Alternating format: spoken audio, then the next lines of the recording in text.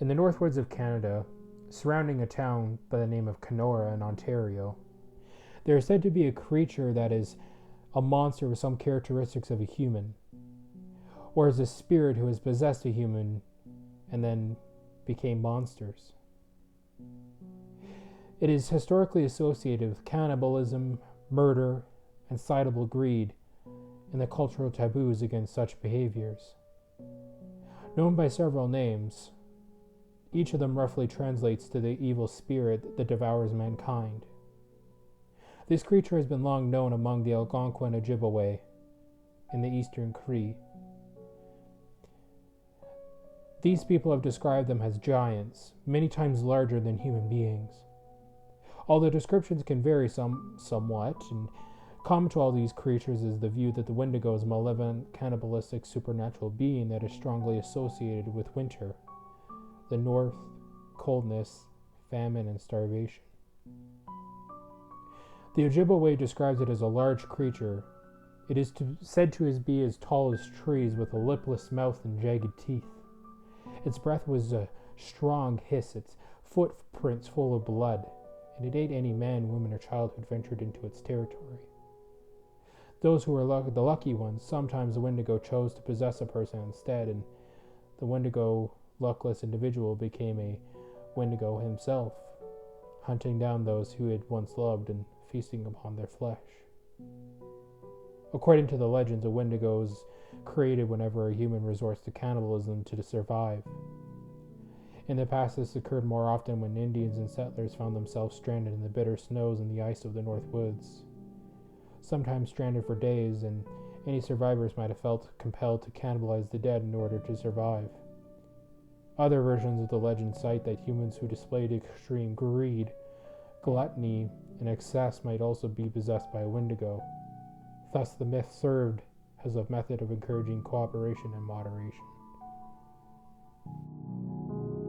A wealthy man wanted to go hunting in a part of northern Canada where few people had ever hunted.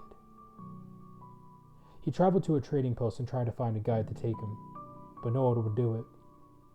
It was too dangerous, they said. Finally, he found an Indian who needed money badly and agreed to take him. The Indian's name was Defago. They made camp in the snow near a large frozen lake. For 3 days they hunted, but they had nothing to show for it. The third night, a windstorm came up. They lay in their tent listening to the wind howling and the trees whipping back and forth.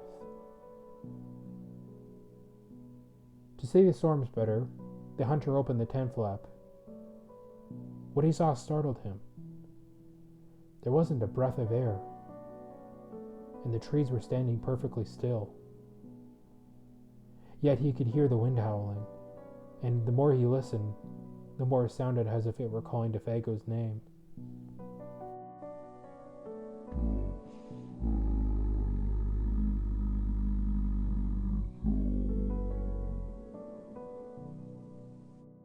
A voice called. I must be losing my mind, the hunter thought. But Defago had gotten out of his sleeping bag.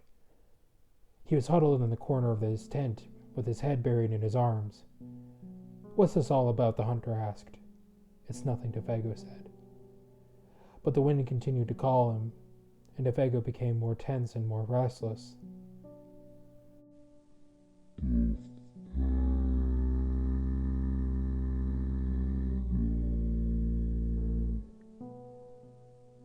Suddenly, Defago jumped to his feet and he began to run from the tent. But the hunter grabbed him and wrestled him to the ground. You can't leave me out here, the hunter shouted. Then the wind called again, and Defago broke loose and ran into the darkness.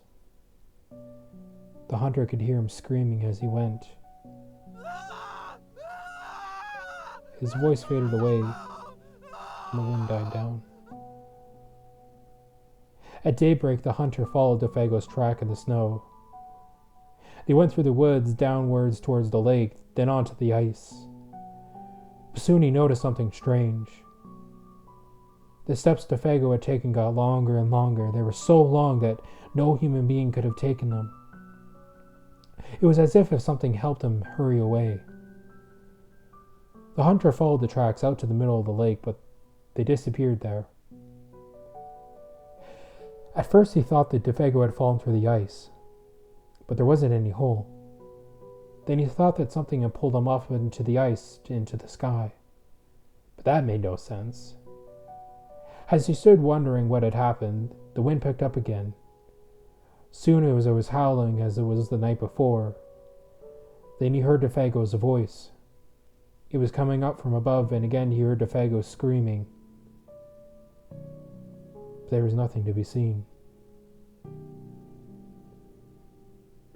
Now the hunter wanted to leave that place as fast as he could. He went back to camp and packed. Then he left some food for Defago and he started out. Weeks later, he reached civilization. The following year, he went back to hunt in that area again, and he went to the same trading post to look for a guide, and the people there could not explain what happened to Defago that night, but they had not seen him since. Maybe it was the Wendigo, one of them said, and he laughed. It's supposed to come with the wind, and it drags you along at a great speed until your feet are burned away, and more of you than that, then it carries you into the sky and it drops you. And it's just a crazy story, but that's what some of the Indians say, says a disgruntled man. A few days later, the hunter was at a trading post again, and an Indian came in and sat by the fire. He had a blanket wrapped around him, and he wore his hat so that you couldn't see his face. The hunter thought that was something familiar about him, and he walked over and asked, "Are you Defago?" They needed an answer. "Do you know anything about him?" No answer. Began to wonder if something was wrong and if the man needed help, but he couldn't see his face. "Hey, are you all right?" he asked. Received no answer. To get a good look at him, he lifted the Indian's hat. Then he was shocked. There was nothing under the hat but a pile of ashes. If you ever dare to see the Wendigo for yourself, it is suggested that you go to Kenora, Ontario, in northern Canada. Perhaps it might be in your best interest to not see this creature, as he might become one. Ladies and gentlemen, we did it. 100 freaking subscribers. When I started this channel, I never even dreamed of getting more than 10. I'll be honest with you. I have a friend who's been doing this for, I think he said 5 years, and he only has a couple hundred, and the fact that I've had this amount of growth in just such a short a period of time is absolutely amazing. Really, guys, it means so much to me. It really, really does. So anyway, a couple weeks ago, I talked about a 100 subscriber special. Well, now that we're at 100 subscribers, you'll get to hear one of my personal paranormal stories. It's nothing crazy, but it's certainly something. So anyway, guys, if you're new to the Melody family, I welcome you. And, if you're new here, the quality is only going to get better from here, okay, ladies and gentlemen. I'm ordering a new mic here soon. Should be arriving in the next few weeks. And yeah, guys, hopefully you guys enjoyed today's video. And most importantly, guys, like I said, the quality is just going to go up from here. Please don't let this one video ruin your experience on my channel.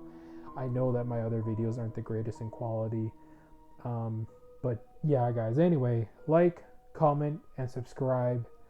And ladies and gentlemen, make sure you don't get caught by the Wendigo in your dreams.